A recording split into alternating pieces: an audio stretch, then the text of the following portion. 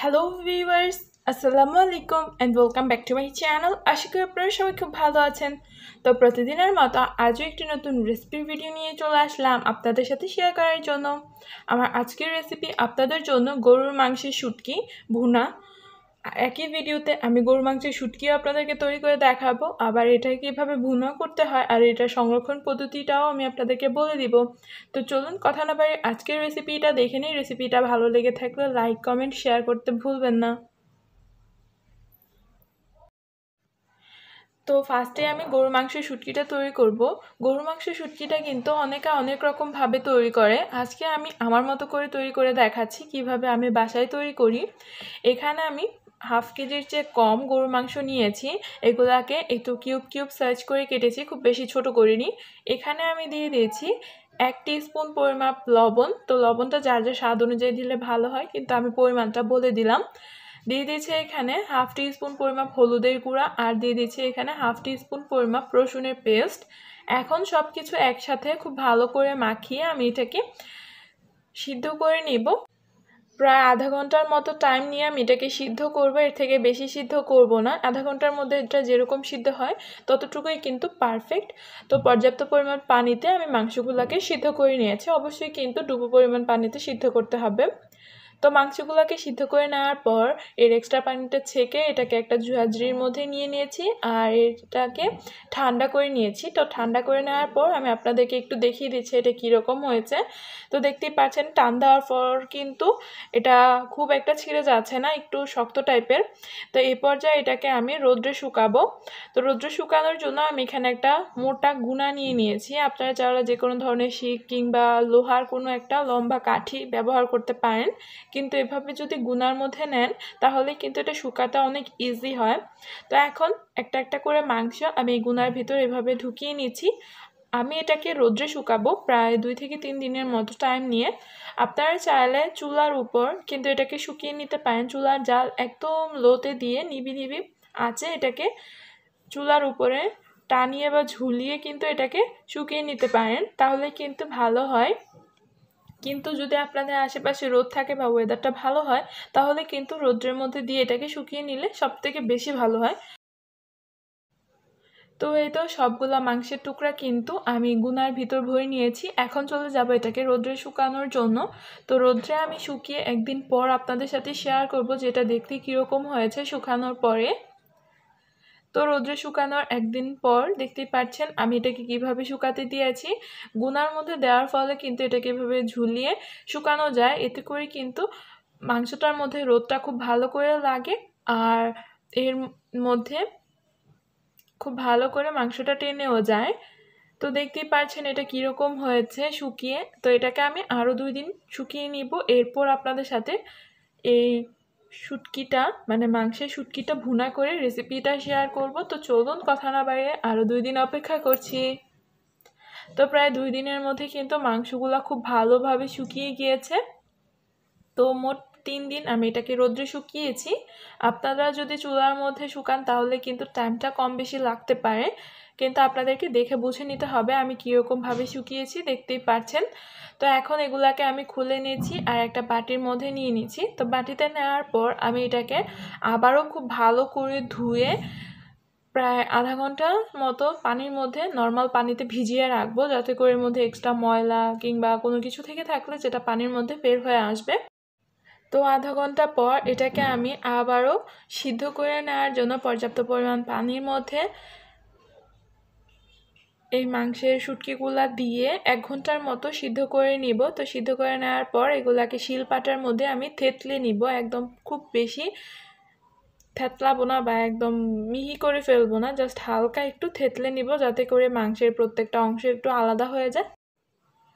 তো এ পর্যায়ে চাইলে কিন্তু আপনারা এই মাংসের শুটকিগুলাকে সংরক্ষণ করে রাখতে পারেন যে কোনো একটা এয়ারটাইট কন্টেনার কিংবা জিপলক ব্যাগের মধ্যে ভরে এটাকে নর্মাল ফ্রিজে প্রায় 6 মাস থেকে 1 বছরের মতো টাইম এটাকে সংরক্ষণ করতে পারবেন। এর থেকে বেশিও সংরক্ষণ করতে পারবেন যদি অনেকগুলো পরিমাণ তৈরি করেন।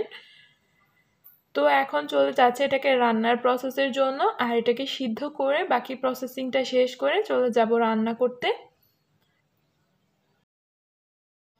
তো তো এই তো মাংসগুলাকে কিন্তু আমি সিদ্ধ করে থেতলে নিয়েছি, একদম ঝুরা ঝুরা করে নিয়েছি। আর এগুলা কিন্তু সম্পূর্ণ ঠান্ডা করে নেয় এখন।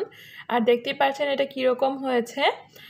আর এখানে এই মাংসটাকে ভুনা করার জন্য এখানে আমি আলু কুচি করে নিয়েছি এরকম লম্বা করে। এটা আছে 1 কাপ পরিমাপ, আর মাংসের ঝুরা শুটকি এখানে আছে 1 কাপ পরিমাপ। আপনারা চাইলে আলু কুচির পরিমাণটা বাড়িয়ে কমিয়ে নিতে পারবেন। আর এগুলাকে ভুনা করার জন্য কিছু মশলা লাগবে, ওগুলো আমি রান্নার সময় আপনাদেরকে দেখিয়ে দিব। চলে যাচ্ছে এগুলোকে ভুনা করার জন্য।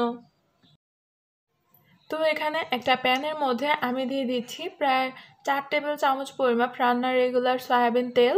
তো তেলটা যখন কিছুটা গরম হয়ে এসেছে তখন এখানে আমি দিয়ে দিচ্ছি প্রায় 1/4 কাপ পরিমাপ পেঁয়াজ কুচি আর 3-4টা কাঁচামরিচ মাঝখান থেকে ফালি করে দিয়েছি যাতে করে ঝালের ফ্লেভারটা ছড়ে। আপনারা চাইলে এগুলোর পরিমাণ বাড়িয়ে কমিয়ে নিতে পারবেন আপনাদের ইচ্ছে অনুযায়ী।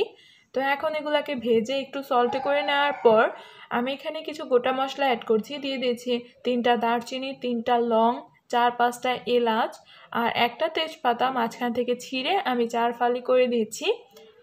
তো এখন এগুলাকেও খুব ভালো করে মিশিয়ে আমি একটু ভাজা ভাজা করে নিব। তারপর এখানে আমি কিছু মশলা অ্যাড করব। তো এগুলাকে ভেজে নেওয়ার পর আমি এখানে দিয়ে দিয়েছি 1 টেবিল চামচ পরিমাপ রসুন পেস্ট আর দিয়ে দিব 1.5 টেবিল চামচ পরিমাপ আদা পেস্ট। আর এখানে দিয়ে দিচ্ছি আমি 1/4 কাপ পরিমাপ পানি। তো এখানে গুঁড়া মশলাগুলো দেওয়ার আগে আমি একটু পানি দিয়ে নিয়েছি যাতে করে পেঁয়াজটা পুড়ে না যায়।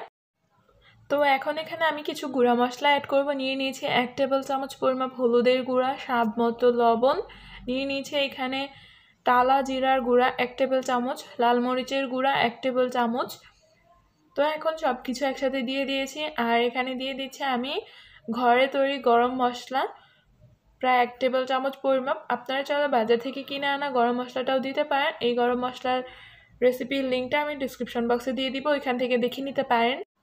তো এখন এই মশলাগুলোকে আমি একটু ভুনা করে নিয়েছি যাতে করে মশলার র ফ্লেভারটা চলে যায়। তারপর এখানে আমি থেতলে নেওয়া মাংস আর আলুটা এড করব। তো মশলাটাকে 2-1 মিনিট ভুনা ভুনা করে নেওয়ার পর আমি এখানে আগে থেকে যে মাংসের শুটকিটা থেতলে নিয়েছি ওইটা দিয়ে দিয়েছি আর আলুটা এখানে আমি দিয়ে দিয়েছি। দিয়ে এখন সব কিছু একসাথে মশলাটার সাথে মাখিয়ে নিয়েছি। খুব ভালো করে মেখে আমি 2-1 মিনিট একটু ভেজে নিব। তো 2-1 মিনিট ভাজার পর আমি এখানে আলুটা সিদ্ধ করার জন্য পর্যাপ্ত পরিমাণ পানি দিয়ে দিব। তো এখানে পানির পরিমাণ কতটুকু লাগবে সেটা কিন্তু নির্ধারিত না, আপনাদের আন্দাজ অনুযায়ী এখানে পানিটা অ্যাড করতে হবে। আমি এখানে 1/4 কাপ পরিমাণ পানি দিয়েছি, তারপর আবার এখানে 2 টেবিল চামচ পরিমাণ পানি এক্সট্রা অ্যাড করেছি। আপনাদের কিন্তু কম বেশি লাগতে পারে। তো এখন সব কিছু আবার একটু নেড়েচেড়ে মিশিয়ে নেওয়ার পর ঢাকনা দিয়ে আমি অপেক্ষা করছি এটা সম্পূর্ণ সিদ্ধ হয়ে যাওয়া অবধি। আর এ পর্যায়ে কিন্তু চুলার জাল মিডিয়াম টু লোতে আছে, অল্প আছে এটাকে রান্না করতে হবে যাতে করে সব কিছু সিদ্ধ হয়ে যায়। আর রান্না করার মাঝে আমি 2-1 বার এটাকে ঢাকনাটা উঠিয়ে নেড়ে চেড়ে দিয়েছিলাম আর চেক করে নিয়েছিলাম সব কিছু সিদ্ধ হয়েছে কি না। তো প্রায় 9 থেকে 10 মিনিটের মতো এটাকে রান্না করেছি। এরই মাঝে মাংসটা সিদ্ধ হয়ে গিয়েছে আর এর মাঝে যে এক্সট্রা পানিটা ছিল ওইটাও টেনে গিয়েছে, আলুটাও সিদ্ধ হয়ে গিয়েছে খুব ভালো করে। এখন এটাকে একটু নেড়ে চেড়ে এর মধ্যে যদি এক্সট্রা কোনো পানি থেকে থাকে ওইটাকে টানিয়ে নিয়েছি আর এটাকে এখন আমি নামিয়ে নিব। আর দেখতে পাচ্ছেন এই গ্রেভিটা কতটা মাখা মাখা। তো এই তো খুব অল্প টাইমেই কিন্তু তৈরি হয়ে গেল গরুর মাংসের শুটকি ভুনা বা শুকনা গরুর মাংস ভুনা। আপনারা কিন্তু অবশ্যই বাসায় এই রেসিপিটা ট্রাই করবেন। যারা বাসায় কখনো এই রেসিপিটা ট্রাই করেনি অবশ্যই কিন্তু এই রেসিপিটা ট্রাই করবেন, সবাই খুব বেশি পছন্দ করবে। আপনারা চাইলে রুটি, পরোটা কিংবা পুরি অথবা নর্মাল ভাতের সাথেও কিন্তু এই রেসিপিটা খেতে পারবেন। খুবই ভালো লাগবে, খুবই স্বাস্থ্যকর আর খেতেও অনেক মজাদার। তো আশা করি আপনাদের কাছে আমার আজকের রেসিপিটা ভালো লেগেছে। ভালো লেগে থাকলে অবশ্যই ভিডিওটাতে একটা লাইক দিতে ভুলবেন না, কমেন্ট করে জানাবেন আর ফ্রেন্ডস অ্যান্ড ফ্যামিলি মেম্বার্সদের সাথে শেয়ার করতে পারেন। আজকের মতো আপনাদের কাছ থেকে এখানেই বিদায় নিয়ে নিব। আপনারা সবাই ভালো থাকবেন, আমার জন্য দোয়া করবেন। আল্লাহ হাফেজ।